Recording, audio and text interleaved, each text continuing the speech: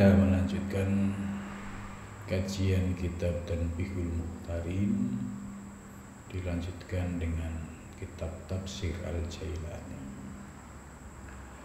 Pembahasan kitab Tanbihul Mukhtarin sudah sampai pada wa min ahlakihim radhiyallahu anhum qillatud duhaki wa adamul farhi bi syai'im minad dunya. Wa min ahlakihim, ini khobar muqaddam karena jar majrur ada di depan, wawunya ibtidaiyah, dan itu termasuk akhlak salafus soleh ya. Jadi maksud salafus soleh itu ulama salaf yang benar-benar soleh ya, yang diakui kesalehannya oleh para ulama-ulama di dunia Islam.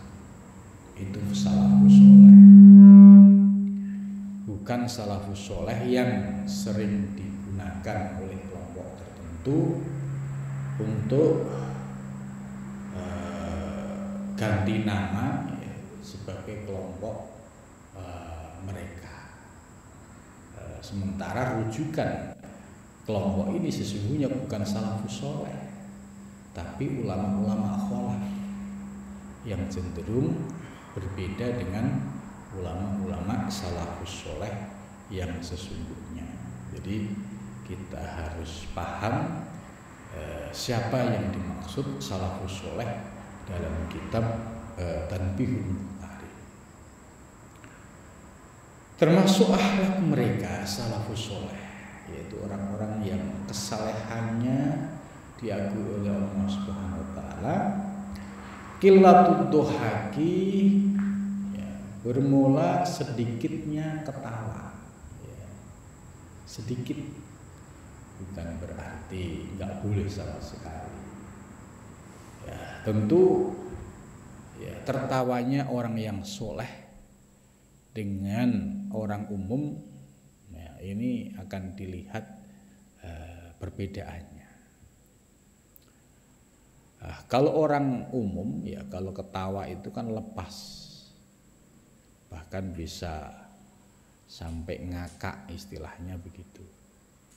Tapi kalau orang-orang soleh ya, andai misalkan tertawa ya, orang soleh yang memiliki ilmu ya, itu pasti ada adabnya ya, tidak sampai berlebihan, apalagi sampai ngakak ya, apalagi sampai seperti tertawanya orang awam, tentu tidak itu.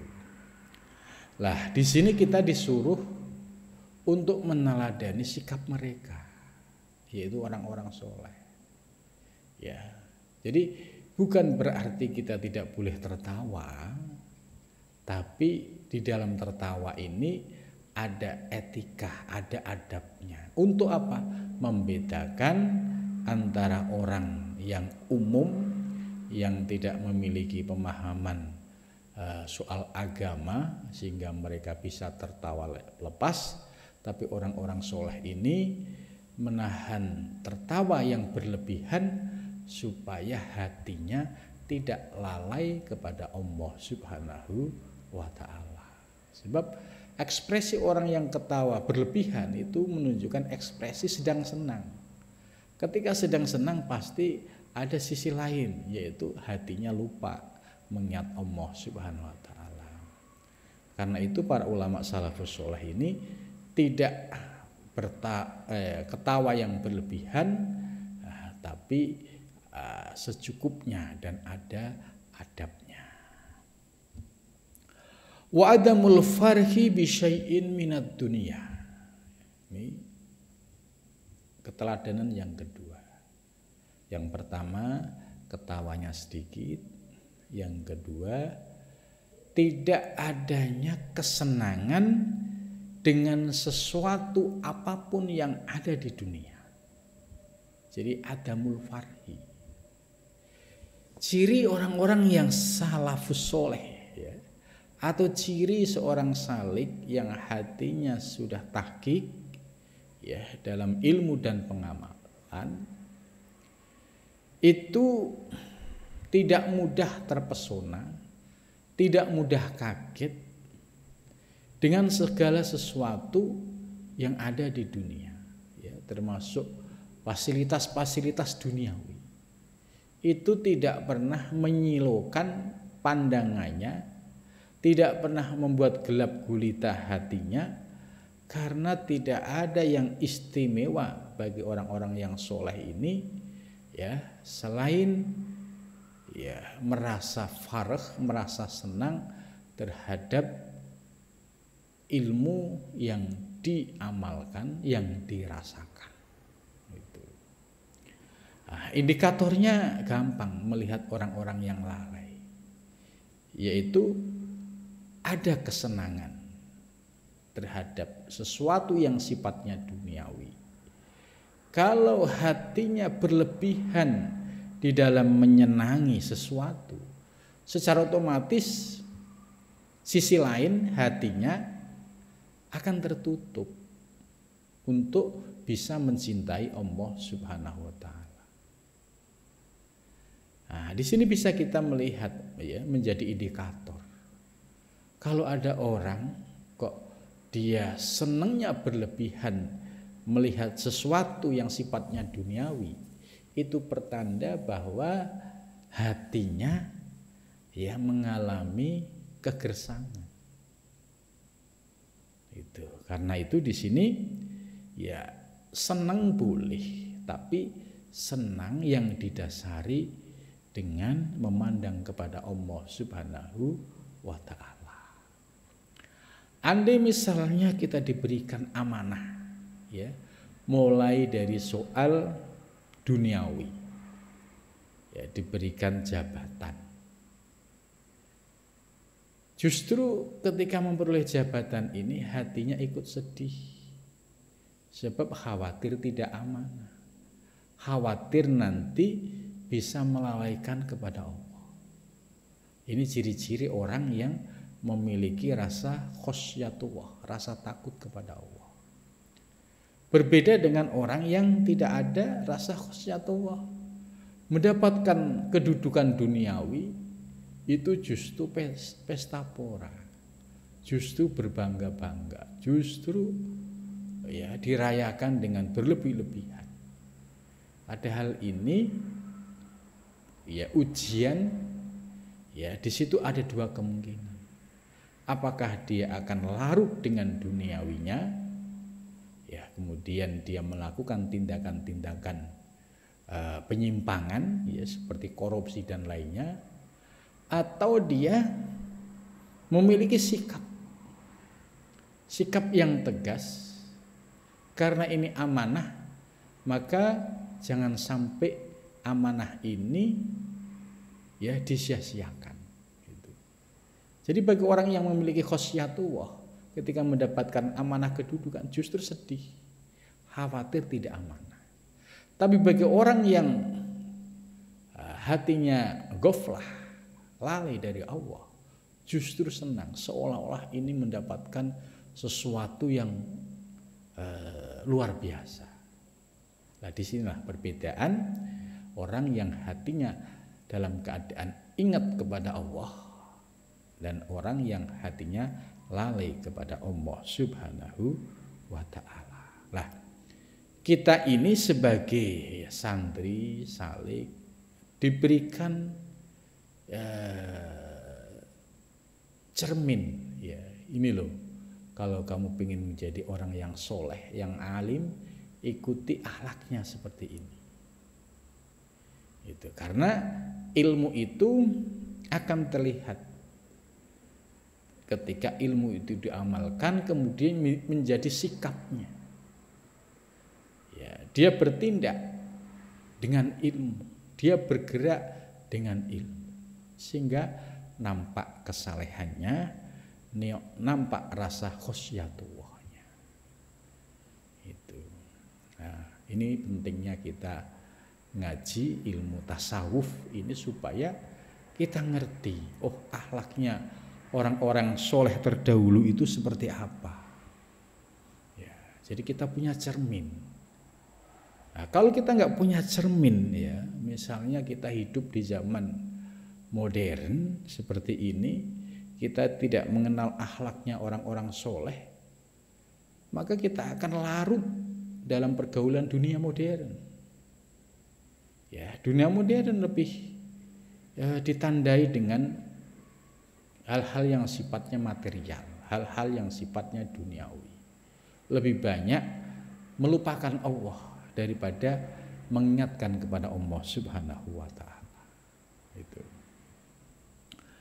Pembahasan soal akhlak para salafus soleh yang terkait perlunya sedikit ya tertawa dan tidak adanya rasa senang pada saat ya memperoleh amanah duniawi karena takut dia untuk tertipu dengan amanah itu, maka ini dijelaskan oleh mu'alif ya, bal yang qabiduna bikulli syai'in hasala minhum.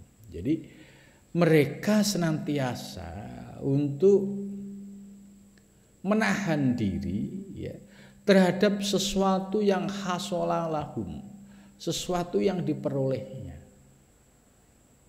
Jadi tidak mau sampai dia itu berlebihan. Ya, dia selalu ada rasa khauf, rasa takut kepada Allah. Jangan-jangan dengan posisi ini bisa melupakan kepada Allah. Ini yang ditakuti. Jangan-jangan dengan sarana ini justru meninggalkan Allah. Rasa takut ini selalu ada. Maka apabila mereka hatinya sudah tahqiq ya, sudah benar-benar yakin, tidak goyah sedikit pun, maka pada saat mereka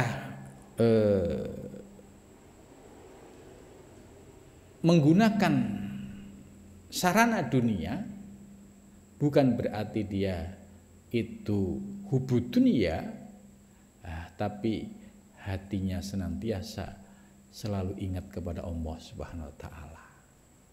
Andai dia diberikan kedudukan duniawi, ya, diberikan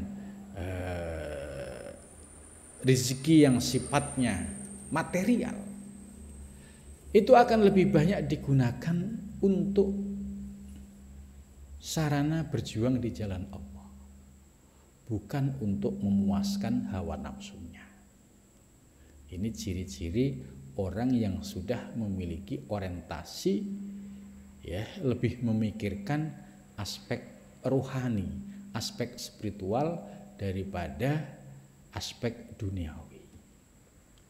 Berbeda dengan orang yang tidak punya ilmu ya, ketika mendapatkan kedudukan pasti akan berpesta pora ya, karena di situ ada kesempatan untuk melakukan penyimpangan secara bebas.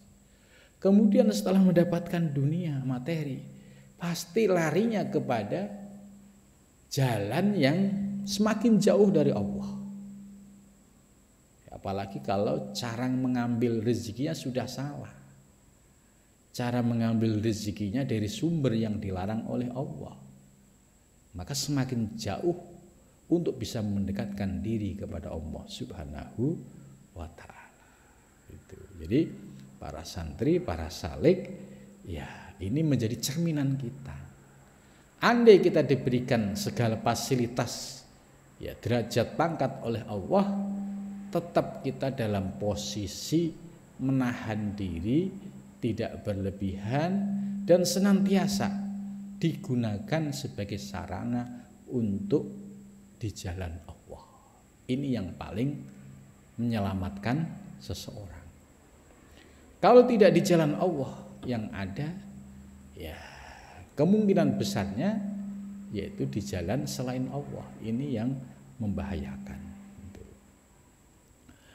Min malabisiha, ya dari malabis pakaiannya, ya pakaiannya ya pakaian yang sedang normal lah itu. Bagaimana kalau pakai pakaian yang mahal misalnya? kembali lagi kepada hatinya. Ya. Karena ada seorang sufi yang menggunakan sarana duniawi yang menurut orang awam itu berlebihan. Ternyata pandangannya beda. Ya. Ada seorang sufi ya zaman dulu itu menggunakan sarana kendaraan ya. Kalau dulu kan kendaraan yang dipakai itu kan ya kuda, tentu kuda yang mahal, yang istimewa. Kemudian pakaian juga pakaian yang istimewa. Nah, ini nggak bisa kemudian dibuat ukuran untuk menilai. Oh iya itu katanya sufi, kok berlebih-lebihan gitu. Kita nggak bisa mengukur dengan pandangan lahiriah. Apalagi ya seorang sufi yang sudah memiliki mahabbatullah, kecintaan kepada Allah itu sudah memenuhi seluruh ya relung hatinya. Jadi sudah tidak terpesona lagi dengan dunia. Maka andai misalnya menggunakan fasilitas kuda yang mewah, ini sebagai ya untuk menjaga kehormatan ilmu. Andai menggunakan pakaian yang dianggap secara umum itu mahal, itu bukan untuk kesombongan, tapi sebagai penghormatan ya terhadap ilmu. Nah, ini kembali kepada alasannya, argumentasinya. Yang tidak diperbolehkan adalah untuk kesombongan. Kalau kesombongan ini berarti sudah di luar ya di luar jalan Allah. Tapi kalau untuk sarana berjuang li kalimatillah, ini menjadi bagian dari sarana untuk menuju Allah Subhanahu wa taala. Wa marokibiha ya dan kendaraannya. Dan kendaraan ya dari zaman dulu, zaman sekarang kan terus berubah itu. Wa manakihiha dan ya pernikahannya ya bukan berarti kemudian bebas. Itu tidak, tetap harus dalam bal yang qobiduna ya, harus bisa menahan diri. Wa manasibiha ya, dan bagian atau kedudukannya aqsuma alaihi abnaud dunya, dia sikapnya selalu berbalik dari orang-orang yang mencintai dunia. Contoh, kalau orang-orang yang mencintai dunia, misalnya dia menggunakan ya kendaraan-kendaraan atau pakaian yang dianggap mewah, dia hanya untuk kesombongan dan keangkuhan. Tapi kalau ada orang yang berilmu ya, dia menggunakan sarana, dia menggunakan pakaian dan kendaraan, ya tidak ada lain ya hanya digunakan untuk li'ila kalimatillah, syiar di jalan Allah. Ini yang membedakan antara orang yang ahlu dunia dan orang yang ahluwah. Ahluwah itu orang yang orientasinya ya selalu ingat kepada Allah Subhanahu wa taala. Kullu dzalika khaufan ayyakuna dzalika min jumlati ma'ajalahum min naimil akhirah. Kenapa harus bisa menahan diri ya, tidak berlebihan? Sebab khawatir itu kalau diberikan sarana duniawi yang dianggap itu sebagai barang yang mewah, ini khawatir itu sebagai balasan Allah yang disegerakan di dunia. Jadi sebenarnya dia orang alim ya, tapi karena tidak bisa menjadikan sarana yang dia miliki untuk di jalan Allah, maka bisa menjadi petaka. Tapi kalau dia bisa menjadikan sarana di jalan Allah, semua punya nilai ibadah. Itu. Lah, Yang dikhawatirkan khaufan ayyakuna dzalika min jumlati ma ajilalahum, ini khawatirnya jangan sampai fasilitas-fasilitas dunia ini sebagai balasan Allah yang didahulukan. Min naimil akhirah, dari kenikmatan akhirat. Itu. Nah, maka di sini akan kelihatan kalau seorang yang berilmu, ya, tentu dia melakukan aktivitas dan kegiatannya itu ya didasari dengan ilmu. Maka di sini bal yang qobiduna ini sebagai prinsip, ya, untuk ngerem, untuk menahan diri tidak sampai berlebih-lebihan itu. Wa kayfa bi syai'in man huwa fi sijni mahbusun an liqa'illah azza wa jalla. Bagaimana seseorang bisa senang dengan sesuatu padahal dia itu di penjara, ya, di penjara dunia ini, mahbusun an liqa'illah, ya, ditahan untuk berjumpa kepada Allah Subhanahu wa ta'ala. Jadi tujuan kenapa kita tidak boleh, ya, ketawa yang berlebihan, kemudian senang yang berlebihan, itu jangan sampai efek dari kesenangan yang berlebihan, ketawa yang berlebihan itu melalaikan atau melupakan Allah Subhanahu wa ta'ala. Maka boleh tersenyum, ya, tersenyumnya sekadarnya, tidak tersenyum yang berlebihan.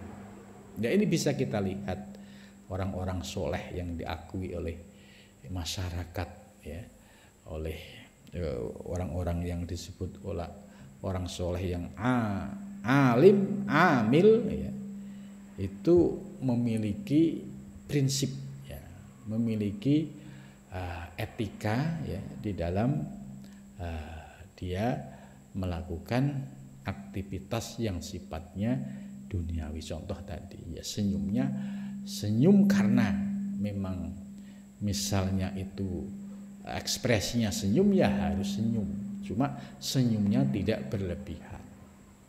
Nah, kemudian terkait dengan sarana duniawi, dia tidak boleh yafrohu, senang yang berlebihan, sebab kalau senang berlebihan konsekuensinya akan melupakan Allah Subhanahu wa ta'ala. Kemudian ada penjelasan, ya, dari para sahabat, ya, yaitu Abdullah bin Mas'ud radhiyallahu anhu ta'ala yaqulu ajibtu min dhahikin, aku kagum, kaget, terpesona, yaitu dari orang yang ahli ketawa.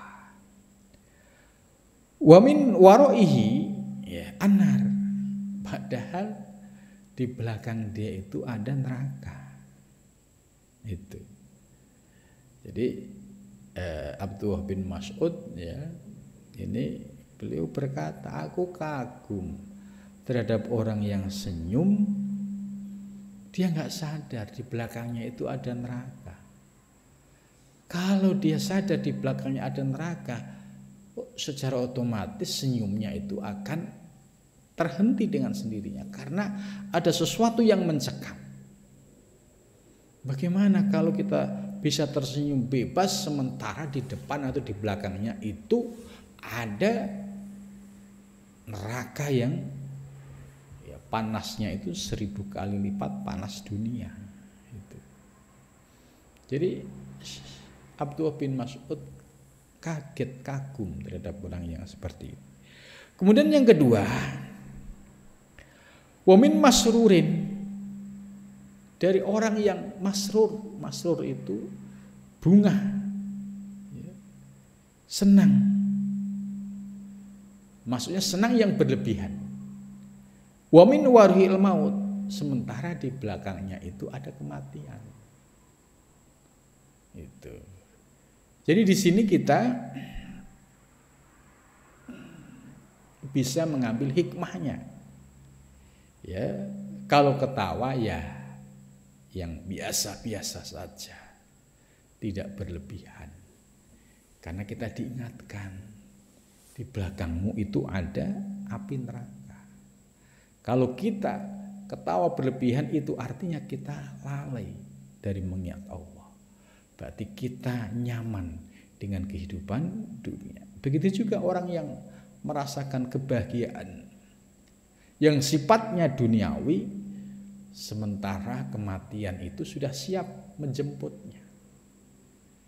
Bagaimana orang yang ya sebentar lagi ajal tiba, ya kematiannya sudah di hadapan mata, tapi masih masrur, senang, orientasi hidupnya masih duniawi, masih pingin A, B, C, D misalnya.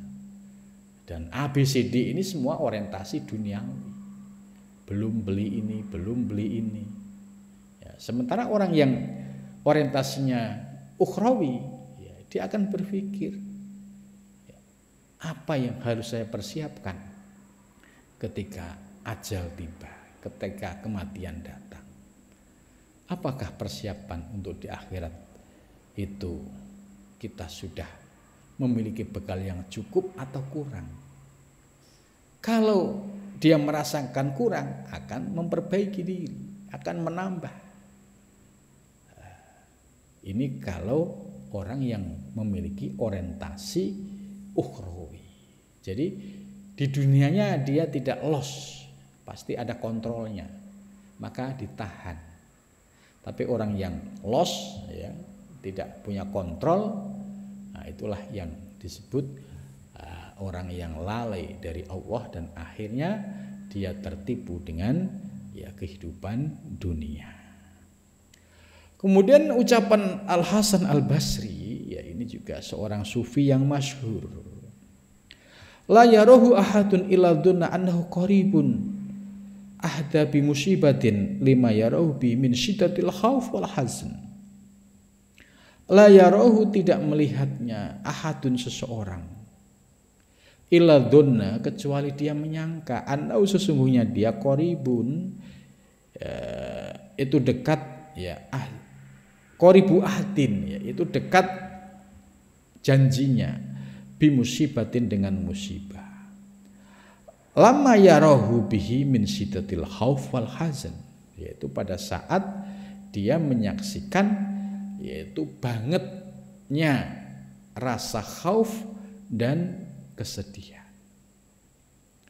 Jadi maksudnya ketika Allah memberikan ujian kepada seseorang yang berupa rasa khauf, rasa takut, dan rasa sedih gitu. Ya, ujian hidup silih berganti. Sebenarnya ada sisi positifnya.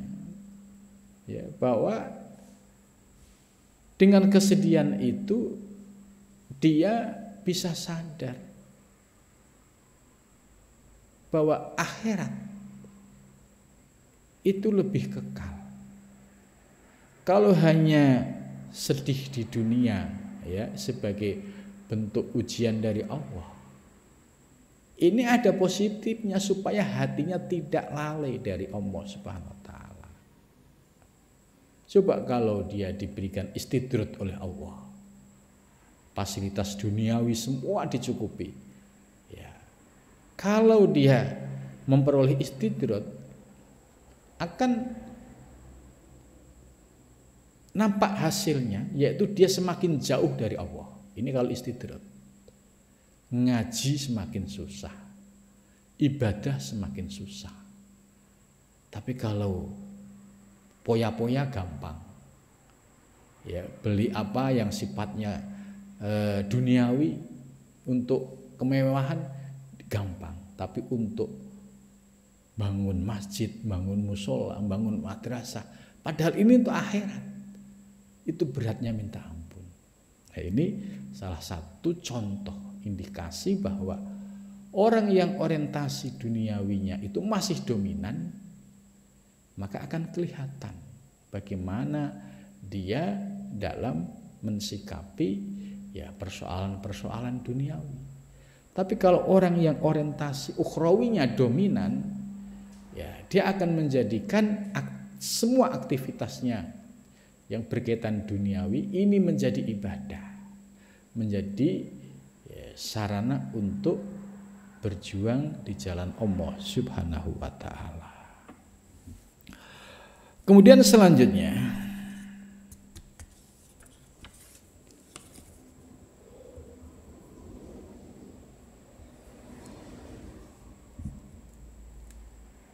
ya ini as-saghiru hi atabassum fi hadidar. Maksudnya gini, senyum ya, Nabi itu juga senyum, cuma senyumnya itu bukan dohik ya, dohaka atau dohikun, orang yang ketawa.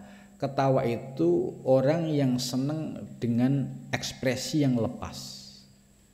Tapi kalau tabassum dia senyum ya, kemudian ada kontrol, tidak berlebihan. Ini bedanya antara dohik dan tabassum. Ada lagi kohkohah ya. Kohkohah itu ketawa yang berlebihan, di atasnya dohik ya. Kalau dohik itu ya ketawa, tapi yang lebih parah itu kohkohah, ketawa yang istilah bahasa kita tuh ngakak yang berlebihan. Itu perbedaan antara tabassum, dohak, kemudian kohkohah itu.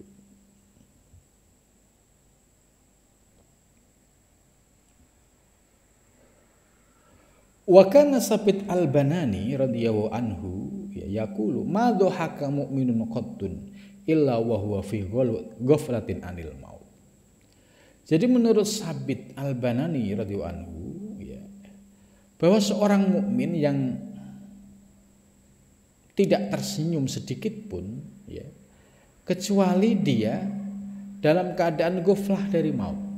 Itu maksudnya orang yang bisa senyum berlebihan, ketawa berlebihan, itu pasti indikasinya hatinya sedang lalai dari Allah. Nah, bagi para sufi, mereka sangat takut untuk lalai dari Allah. Maka ekspresinya ya tidak mau ketawa yang berlebihan.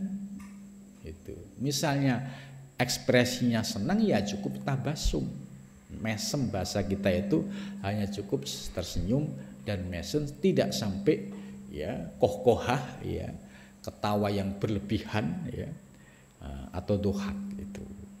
Jadi ciri-ciri orang yang bisa ketawa berlebihan itu ciri-ciri orang yang ghaflah anil maut. Dia lupa bahwa kematian itu dekat ya. Kalau kematian nyata dan dekat, ini mesti dia akan prihatin, akan sedih, ya, nggak mau untuk kemudian berlebihan di dalam ketawa. Wa kan Amir bin Abdul Qais radhiyallahu anhu yaqul aksarun nas dohkan fid dunya. Jadi orang yang banyak ketawanya di dunia, ya, aksarhum bukaan fil nar. Maka sebaliknya dia yang paling banyak nangisnya di akhirat, gitu, di neraka. Nah, ini bukan hadis ya, tapi ini makalah ulama, ya. Tapi kalau kita renungi apa yang disampaikan oleh ulama ini, ya ada benarnya. Itu kalau orang yang ketawanya berlebihan, ya itu pasti ya tandanya orang yang ghaflah, orang yang lalai tentang kematian. Maka di sini orang yang paling banyak ketawanya di dunia, nanti di akhirat dia yang paling banyak nangisnya. Itu. Ini sebagai introspeksi ke dalam diri kita. Wa maka Sa'id bin Abdul Aziz, ini contoh, ada contoh nyata. Sa'id bin Abdul Aziz, ya, itu mufti Dimash, itu muftinya Damaskus. Wa alimuha, dan orang paling alim di Damaskus. Ya. Beliau lam yathah, tidak pernah ketawa mundu arba'ina sana, selama 40 tahun hatta mata, sehingga dia mati. Ini ya contoh yang dilakukan oleh Said bin Abdul Aziz, ya. Dia tidak mau ketawa ya selama 40 tahun sampai dia mati. Wa kadzalika Ghazwan Ar-Raqasi, begitu juga Ghazwan Ar-Raqasi, ya. Itu juga ya sama, ya, orang yang tidak mau ya ketawa yang berlebihan. Jadi maksudnya kita ambil jalan tengah, ya. Kita menjadi orang yang sulit ketawa juga tidak baik, ya. Pada saat kita berkomunikasi, kemudian bercampur dengan banyak orang gitu. Nah, itu akan merubah suasana. Kalau memang momennya ketawa, kita tidak ketawa. Yang dilarang hanya yang berlebihan gitu. Andai memang situasinya menuntut orang untuk tertawa, ya cukup senyum, ketawa yang sedang, tidak berlebihan. Ini maksud dari penjelasan dalam kitab ini. Jadi tidak lantas kita ekstrim, ya, seperti yang dicontohkan tadi. Itu hanya sebagai sebuah peristiwa yang pernah terjadi. Tapi kalau kita hidup di tengah masyarakat, kita bersosialisasi di tengah masyarakat, kita berorganisasi, kemudian mempraktikkan ini, ya, kita akan dilihat aneh. Ini kenapa ada orang nggak pernah tersenyum, ada lucu pun dia tetap dengan wajahnya yang kaku. Nah, ini akhirnya tidak baik. Sementara menurut Nabi at-tabassum, ya, senyum menyenangkan orang, itu bisa menjadi sedekah. Itu. Jadi kita ambil jalan tengah, ya, boleh tabassum atau dohak, ketawa, tapi tidak boleh berlebihan gitu.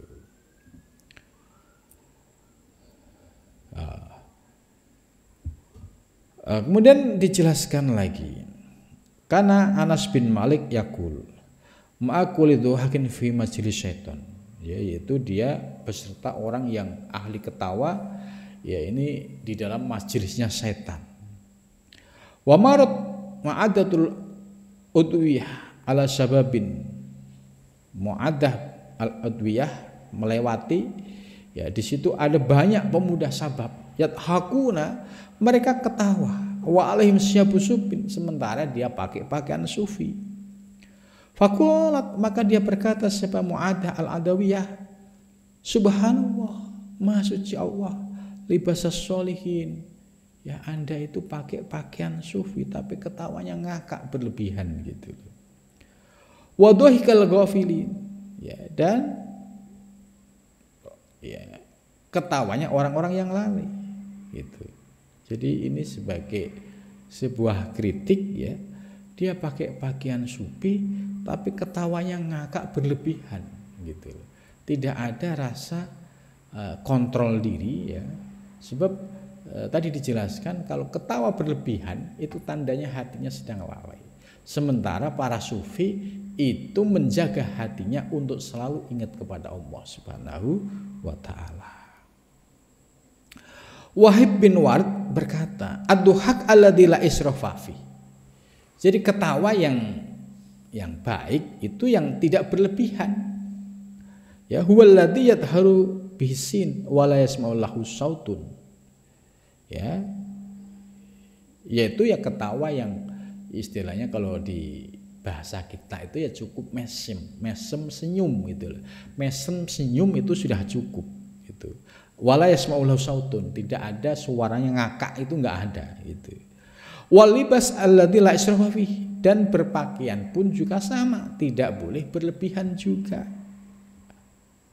Wa ma wara al-urat wa waqa minal har wal barid. Yang berpakaian ya cukup ya untuk menutupi aurat dan juga bisa menjaga dari panas dan musim dingin. Jadi tidak boleh yang berlebih-lebihan gitu. Wa ta'am alladzi la israfi, dan makan juga tidak boleh berlebih-lebihan. Yang penting cukup untuk ganjil perut ya, supaya ya, tidak terlalu dunasabnya, tidak terlalu merasa kekenyangan.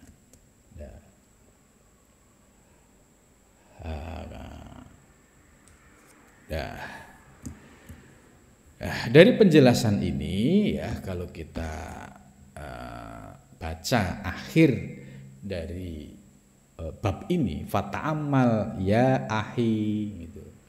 Mu'alif mengingatkan, hei sedulur-sedulurku, berfikirlah, ingatlah finapsika dalam dirimu.